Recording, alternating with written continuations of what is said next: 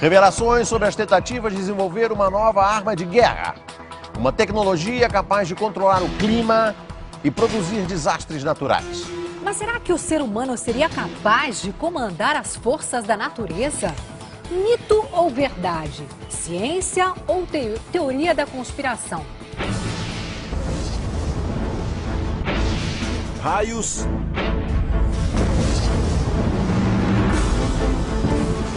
tempestades, furacões e terremotos.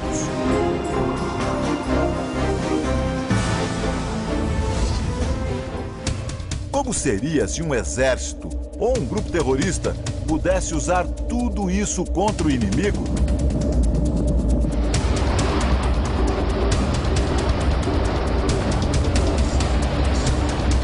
Será que isso já aconteceu? Desastres como esses que acabamos de mostrar sempre tiveram uma única explicação: a força incontrolável da natureza. Agora surgem novas teorias sobre a ação humana por trás da destruição. Experiências secretas ou pouco conhecidas teriam a finalidade de criar uma nova arma de guerra: a manipulação do clima. Uma tecnologia capaz de transformar, por exemplo, as ondas do mar num tsunami, como aquele do Japão, e com isso destruir uma cidade inteira.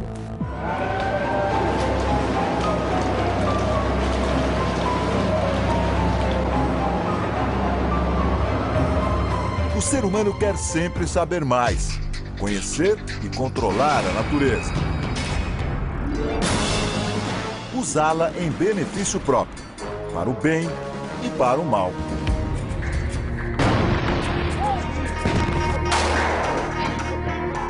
Por que não transformar em armas os desastres naturais?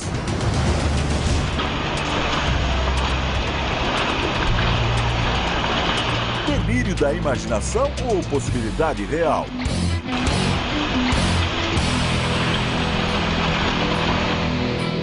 Quem poderia prever a dimensão de um ataque como o de 11 de setembro? E hoje, 10 anos depois, quem pode garantir que o homem não vai produzir uma nova arma? Uma arma climática? Chuvas, terremotos e ondas manipuladas já são reproduzidos em laboratórios, como aqui, neste tanque de provas da Universidade de São Paulo. Mas será que o ser humano conseguiria fazer isso em proporções reais, maiores, e utilizar essa capacidade como arma de guerra a serviço de nações e até de grupos terroristas? Você vai ver agora indícios perturbadores de que isso já pode ter acontecido. E conhecer as experiências reais de controle das forças da natureza.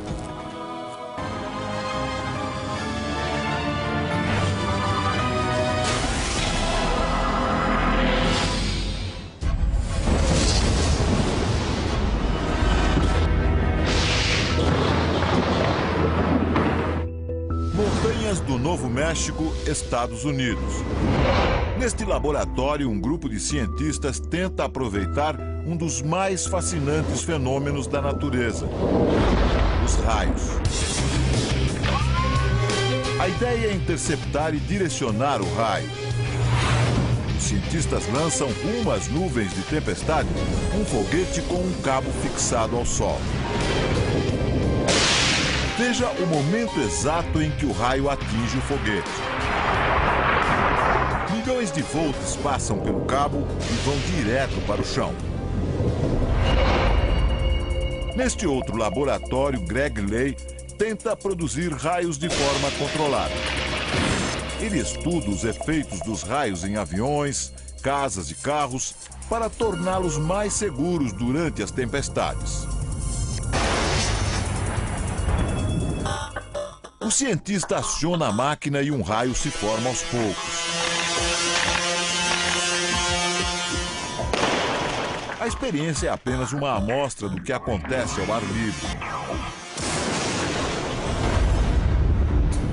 Agora imagine um campo de batalha onde o alvo é um tanque inimigo. As pesquisas não têm finalidade militar, mas os cientistas concordam que os raios podem ser uma arma devastadora numa guerra. Eles podem percorrer uma distância de mais de 7 quilômetros e atingir o alvo com uma temperatura de 27.000 graus centígrados.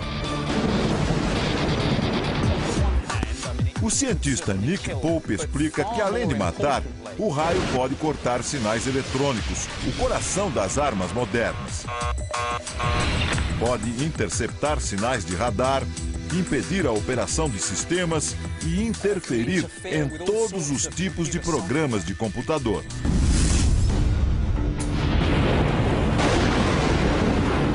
Mas será que o mundo alguma vez já foi atacado por uma arma construída a partir de uma força da natureza?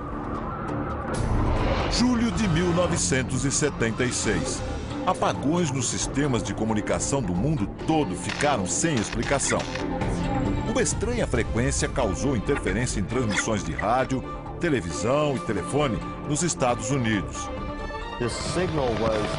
Jerry Smith é autor de um livro que trata das armas climáticas.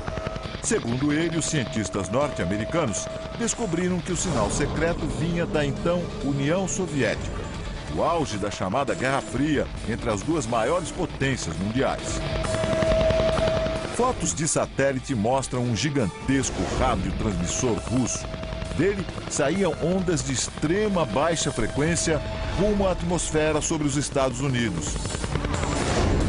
O sinal continuou a ser detectado até 1989. Mas por quê?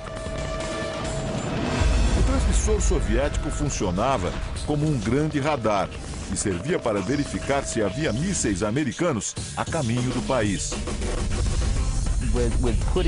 Mas alguns pesquisadores suspeitam que algo mais sinistro estava no ar.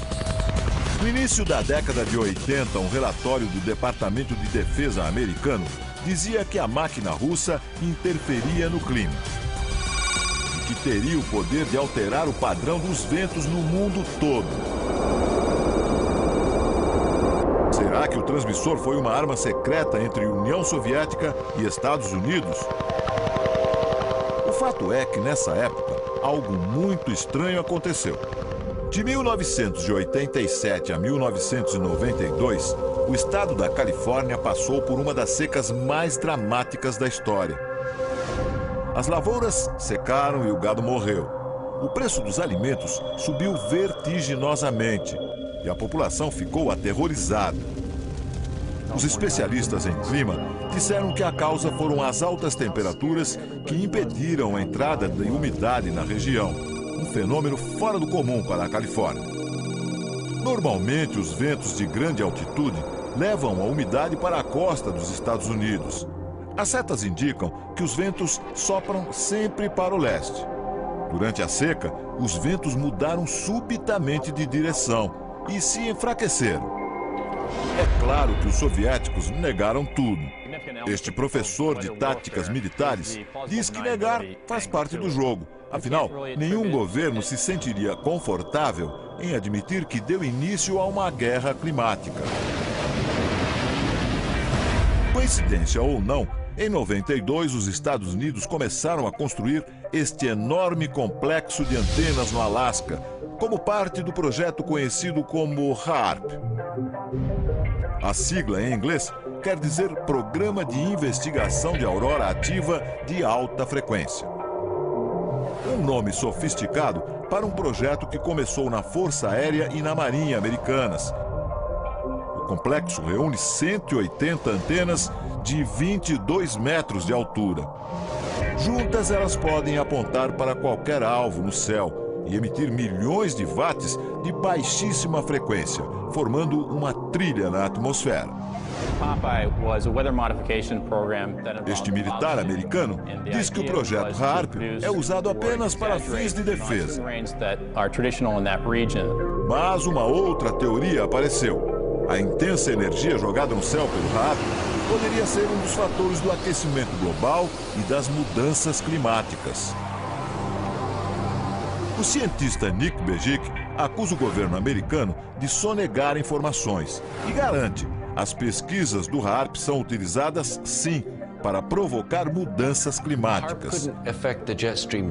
Quando as ondas de baixa frequência atingem a camada mais alta da atmosfera, elas criam um espaço vazio e mudam a posição das áreas de umidade.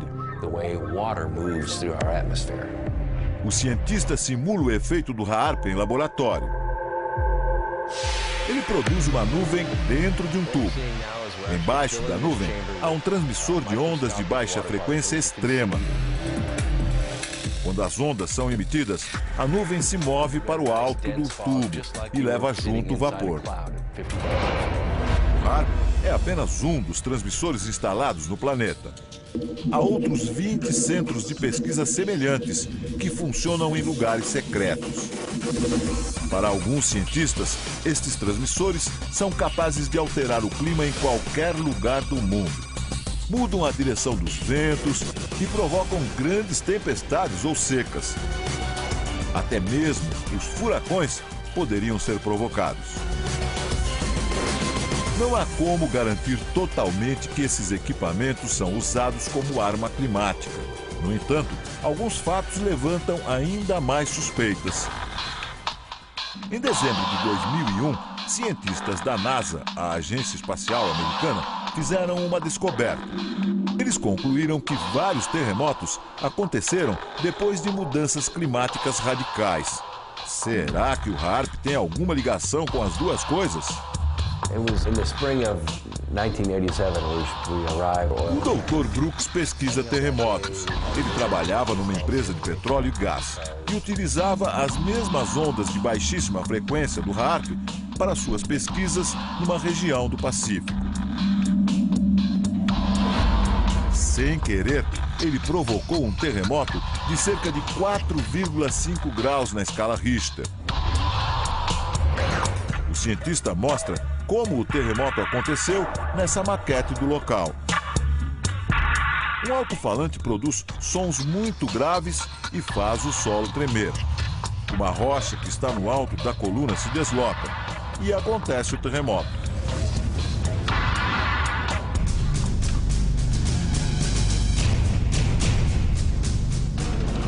Várias teorias afirmam que o HAARP é responsável por terremotos em territórios inimigos dos Estados Unidos, como o Irã e o Afeganistão. Alguns afirmam também que o HAARP está ligado a um estranho fenômeno que ocorre no céu. Nos últimos anos, estranhas formações de nuvens aparecem nos céus do mundo e continuam aparecendo. Parecem apenas jatos de fumaça deixados por aviões. Só que eles permanecem no céu por muito mais tempo. Às vezes por algumas horas, às vezes por dias, e formam nuvens artificiais. Nuvens que alguns pesquisadores chamam de rastros químicos. Chemtrails are deliberately sprayed by high-flying. William Thomas é autor de um livro sobre o assunto. A teoria dele é que esses rastros químicos são utilizados em conjunto com a HAARP.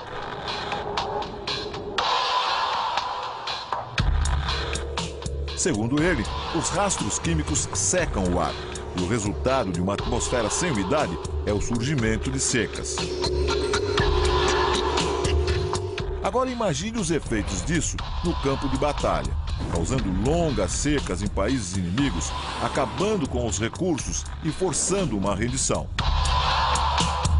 Na guerra climática, fazer o inverso também é possível. Chuvas devastadoras podem varrer cidades inteiras do mapa. O escritor Jerry Smith diz que os militares fazem pesquisas climáticas desde a metade do século passado. Em agosto de 1952, a pequena cidade inglesa de Lynmouth sofreu uma grande enchente. Em apenas um dia, choveu 250 vezes mais do que o normal. Jerry diz que não foi apenas um fenômeno da natureza, e sim o resultado desastroso de uma experiência dos militares ingleses para estimular tempestades.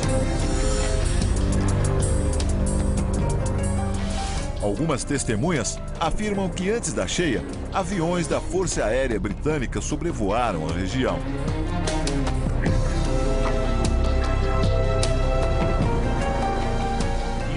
Nick Pope afirma que há relatos de que os aviões faziam manobras estranhas e lançavam produtos químicos no ar, e que muitos documentos dessa operação desapareceram dos arquivos.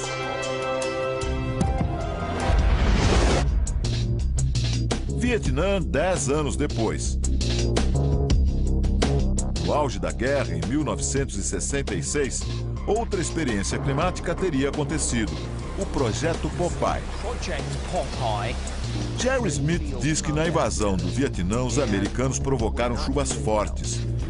A princípio normais naquela região, mas não por períodos tão prolongados como aconteceu em outubro daquele ano. A técnica, hoje usada até na agricultura, consistia em espalhar com aviões militares cristais de iodo de prata nas nuvens sobre o território inimigo.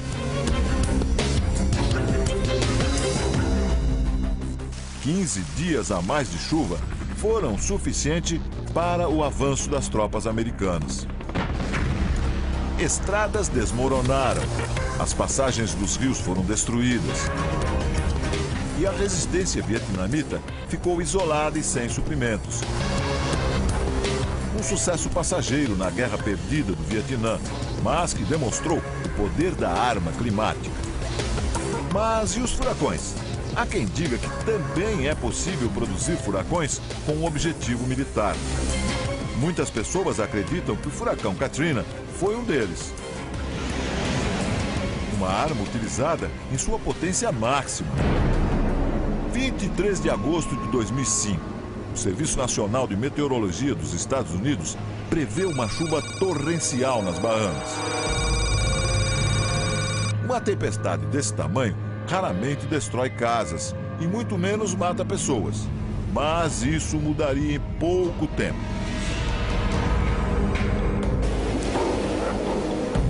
O furacão Katrina se tornou um dos maiores desastres na história dos Estados Unidos.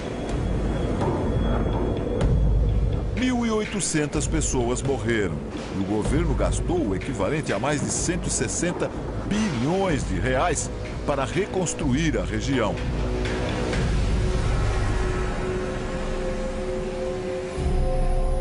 Uma das teorias é que o furacão foi provocado por experiências climáticas russas e chinesas. Uma conspiração internacional, até agora sem provas. E no Brasil? O que dizem os especialistas? O Domingo Espetacular conversou com vários cientistas do clima. Neste Instituto de Meteorologia, os pesquisadores dizem que o homem pode sim dominar certos aspectos do clima, mas que não é possível controlá-lo totalmente. Para esta meteorologista, a natureza é muito complexa e os efeitos podem sair de controle. Isso pode se voltar para ele próprio, porque a atmosfera está sempre em movimento e as mudanças ocasionadas em uma região podem vir a afetar regiões bem remotas. As consequências de certas formas de manipulação climática podem ser muito graves e acontecer em larga escala. A especialista em raios acredita que ainda falta muito para o homem dominar e manipular totalmente o clima. Hoje nós não conseguimos gerar maremotos, gerar tornados em grande escala para usar isso como arma de guerra. Hoje isso é uma teoria da conspiração e é uma ficção. O professor explica que o homem até pode conseguir usar o clima como arma de guerra, mas há outros fatores a serem considerados. É válido você investir dinheiro, talento científico para esse tipo de objetivo, quando você poderia estar usando o dinheiro e o talento científico para outras questões muito mais importantes e relevantes para toda a humanidade, né?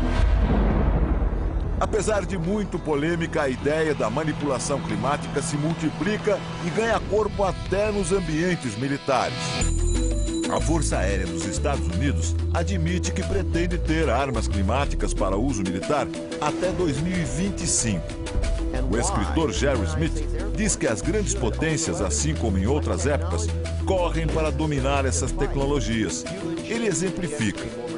Numa guerra climática, o país que controlar a direção dos ventos poderia condenar outro a uma seca prolongada ou a uma nova era glacial. Sem exércitos, sem tanques ou bombas atômicas. Em lugar disso, raios destruidores. Chuvas torrenciais, terremotos e ondas gigantes. No futuro, quem controlar o clima será dono do planeta.